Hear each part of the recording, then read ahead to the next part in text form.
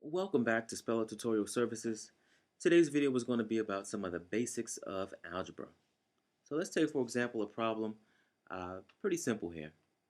3 plus a box is equal to 5. I'm pretty sure that most of you already know what the answer is, but really without even thinking. Box is equal to 2. This is a problem that many of us have seen in first or second grade. The problems come in when we ask you to take that logical thinking and put that down on paper. This is where algebra comes in to help us be able to put those ideas down on paper so that when we get to a problem that we can't look at and just know the answer, we have a logical series of steps we can go through to actually figure out what the answer is. So let's take a look at some of the basics of what goes on when dealing with algebra. We're going to look back at this example here. 3 plus 2 is equal to 5. We can all agree here that this here is a true statement, but now we're going to use some principles of algebra to show that we can massage or manipulate this equation and still remain balanced or still remain true. First thing that I like to teach students is to draw that magic line down the equal sign. The reason I have them do that is so they can clearly see we have two expressions that we're working with. The first expression is 3 plus 2 here on the left-hand side. On the right-hand side, the expression is just 5. That line is also just letting us know that whatever we do to the left-hand side of this equation, we have to do to the right-hand side. So here we're going to start with just addition. So I'm going to add 2 to the left-hand side, which means I need to add 2 to the right-hand side. Once I do that, I evaluate both sides of this equation. 2 plus 2 gives me 4, and then 3 plus 0 gives me 3. So I'm left with 3 plus 4 on the left-hand side.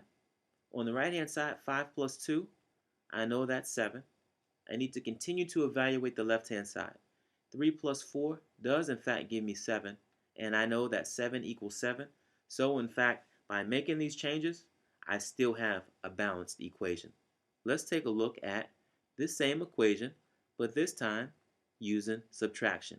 Can't forget that magic line down the equal sign. Minus 2 here, or subtracting 2 here, means I have to subtract 2 on the other side.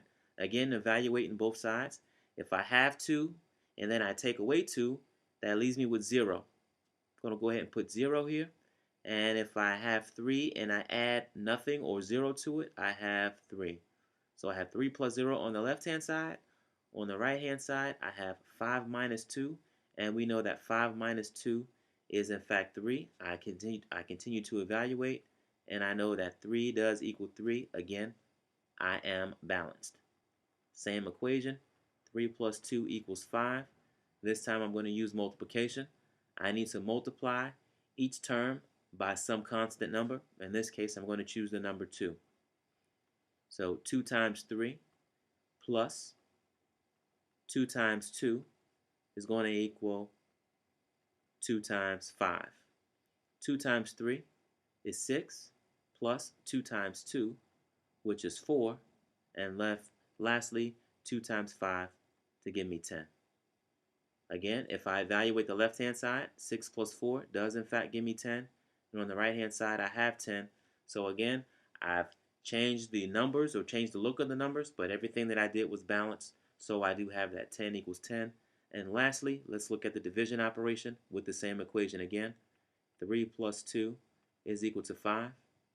If I decide to divide each term by the number 6, when adding fractions, we know that we keep the denominator and we add the numerators.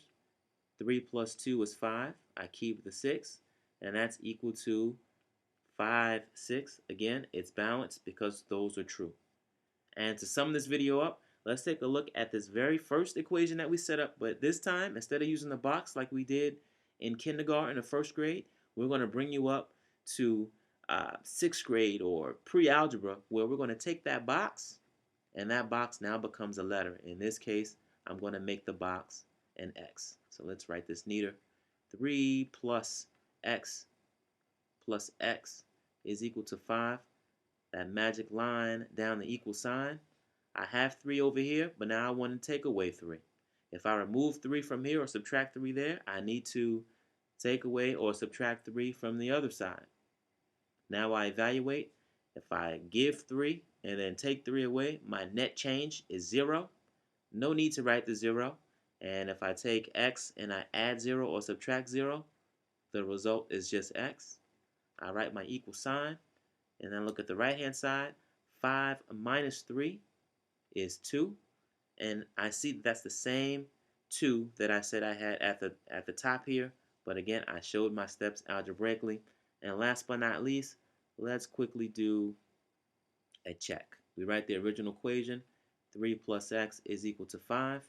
We're going to substitute in 2 for x.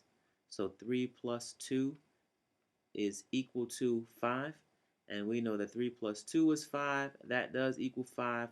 So we know that, in fact, the x being 2 is correct for this simple equation. I want to go ahead and thank you for watching another video by Speller Tutorial Services. Please go to our Facebook page or also go to our YouTube page at Speller Tutorial and subscribe to our videos. Thanks again for watching.